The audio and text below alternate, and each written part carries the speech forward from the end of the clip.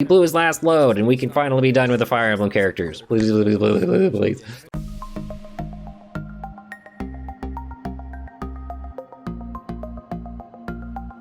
What's is up, my dude dares? I'm Double D, and I wanted to discuss Byleth, who was announced for Smash about a week and a half ago. Sorry I'm a little bit late. But there's a lot of negativity surrounding this character, and I don't think there necessarily should be as much.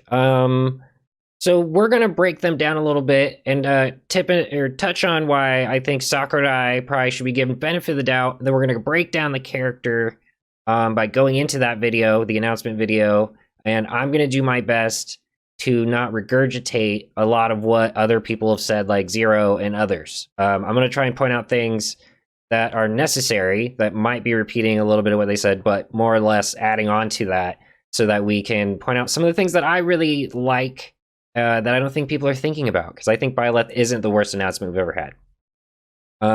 That being said, guys, I totally understand. I did have that natural gut punch of disappointment, because were we all ready for someone like Dante or even Doom Guy? But yes, that would have been awesome, and we were given another Fire Emblem character with a sword, which on front page looks really bad, but I think there's a lot more in it that we're going to get to that's going to make this character not nearly as horrible as they seem. Let's talk about Sakurai. Sakurai's main goal when he brings a new Smash character is he's trying to change the Smash dynamic. And what he means by that is he's trying to switch up how characters work and how they make playing the game function. Because he sees it as a fighter, yes, but it's supposed to be more ridiculous than that. So just look at Piranha Plant with their weird spacing abilities and kind of controlling space around them. Or look at Joker and his tether and things, and how that really switched things up. You see Hero with like their magic and like the down special and being kind of random was a really big change. Then what was next? Banjo-Kazooie, which has some weird abilities, but some of the best, like if you're running away, abilities to keep people at bay, or like people behind you, that I've ever seen. Like, it's just weird, but it's awesome because it really switched everything up. And then there's Terry, who we all love because has some of the best moves ever, adding in an extra move and giving you the ability to power all of them up in these weird ways, plus all these like special abilities when he takes enough damage. Really good change up. So when it comes to Byleth, I think there's something there of why this character is going to be a good switch up. Okay guys, let's take a look at how they kind of function. The key thing that I really like is this guy is really good for distance. As you can see, that flurry attack has some really good distance to it, and is multi-hit, which is awesome. So there's a lot of capability right there. So that up smash is great. Not only does it, like, it'll pick him up off the ground. Like, that's amazing, and will take you to an up smash into a multi-hit up smash. That's really great. His neutral up air is really great. Look at that range. You can hit multiple levels above you, and it's multi-hit. And this one's one of my favorite, his up special. Look at that. It'll grab you from the ground and then launches you above them. But this is the special part. It meteors. So you can do that, do it again, and then look, you weren't put into recovery. That's amazing. That right there is a huge boon to this character.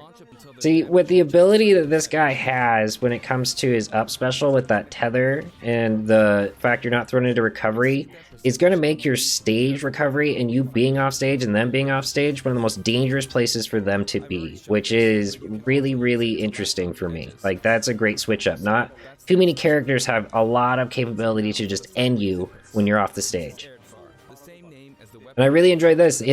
This side smash has some of the best capability I've ever seen. Not only do his side airs have some of the best range, which he's about to show you will win out in like standard range moves, especially against others like Fire Emblem characters. So he's particularly strong against his own people.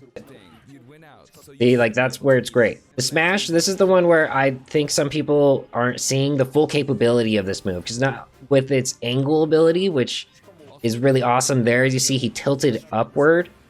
You can hit people, as he's about to show, who are actually on the ground. So with that ability, it makes me suspect that not only can you hit people on the ground, but that is going to be an amazing ledge guard. So not only are you going to be able to make people nervous when you push them off the side, but if they are able to get there and you land anywhere around them on the other side, or you're already there, you are going to be able to possibly launch them directly from the edge. That's amazing. I really enjoy that. And where his normal air neutral just kind of is a quick swipe, this is where this one makes up for that. You'll see it a bit later, but this thing has so much distance and range, it's insane. Like, that got him, what, almost a quarter across the stage, and it still hit, and it hits above him. So this guy has some of the best control I've seen for distance. Like, Sakurai called him a distance demon, which is absolutely true. Like, if you're able to keep people off ledges and everything else, this is where you're going to be able to do some massive damage. And this is what I was talking about, where his original air neutrals are going to be like quick swipes. That, look at that, it hits everywhere around you. So that's where your up-down is covered. So he's giving you a lot of air capability as well. We'll see a little bit more later. This, though, I'm not going to be the guy to try and tell you that this move is exciting at all. We're all really disappointed. If you watch anyone's reactions and reviews, other than the fact that this guy has some amazing meteor ability right there. So here's kind of the part where I said how slow it is, where as you can see, it's slower than a Falcon Punch, which is slow, like ridiculously slow. But the good part, as you saw, is you get super armor. So it can win over that, unless you're grabbed, but that, it's so slow, the setup on that's going to be, everyone's going to dodge out of that. They're immediately going to dodge out. And like, here's where it can pass through stages, but again, like, that's not really the best surprise. This is one of their weakest announced moves. Like, no one's super excited about the down moves at all. And while this is cool that you can kind of catch people in the like bubble that blows up, it doesn't make a huge difference. So no one's going to be really excited about it. And that's the biggest problem, is he's so weak against counters that this move especially is going to be very punishable. So while he's more powerful in some ways, like distance over every Fire Emblem character around, that counter, because he doesn't have one and because his moves are slow, he's very punishable by Fire Emblem characters. It's unique. But this is where he does break up the mold. His neutral air is really kind of cool and a nice multi-hit. So a lot of his air moves are a nice multi-hit, other than his sides. And his down, which is that huge swipe. But the part I really like about the bow is the way he kind of switched up this. It's chargeable, which is interesting, and once you're in the charge, you have to complete it. So you have to pull back until he fires. You can't do it sooner. You can shield out, but the real interesting part is that it has a double charge, which we will show momentarily. But let's talk about why this guy might be useful.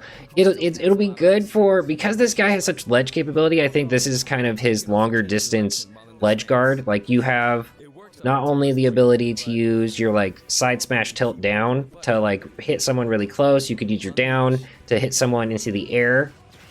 That's the awesome charge. So I think the key to Byleth is actually their ability to control the space off stage. Because this is obviously very punishable by people like Fox and others. Which they can do in the air, so you need to be careful about that. But mainly, yes, I think this is a fun character meant to be about ledge control, and honestly about what you can do when you're in the air off a stage, which I don't really play well with that, so I'm really interested to get my hands on Byleth and check that out. I will say the final smash isn't the most impressive. It's just, it looks like you can grip multiple people, which is great, but it's nothing exciting, just massive damage. So kind of to sum it up, that's where this character is and is not the best or the worst. I think there's some really awesome bits to this character that people aren't realizing, like the legibility and all that stuff, and I get it. We're all not excited about another Fire Emblem character. We're not excited about another sword user, but I think I've kind of pointed out at this point how that isn't going to be the same.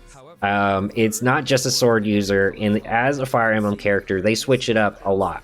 And the one thing I will say to close it out, guys, is thankfully, this character is from the last Fire Emblem game. So hopefully he's going to get the rest out, the DLC characters, before there's another one. So he blew his last load, and we can finally be done with the Fire Emblem characters. Please, please, please, please. But otherwise, I think it's going to be a good character. I think we're going to have more fun than everyone's setting up, and that we shouldn't be so disappointed in what's happening. But with that said, guys, I think we're going to move on to the next one. Catch you later. Ouch!